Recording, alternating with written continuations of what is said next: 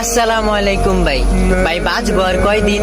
আসুন নামাজ পড়ি প্রতিদিন, মরতে হবে একদিন, নামাজের সওয়াবই থাকবে চিরদিন।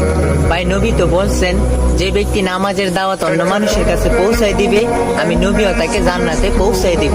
সুবহানাল্লাহ। রমজানের ওই দীপ্ত আলো নাও হে মুমিন অন্তরে, প্রভুর প্রেমের নূরের বাতি দাও জ্বালিয়ে মন ধরে। রমজানের ওই দীপ্ত আলো নাও হে মুমিন অন্তরে, প্রভুর প্রেমের নূরের বাতি দাও জ্বালিয়ে মন।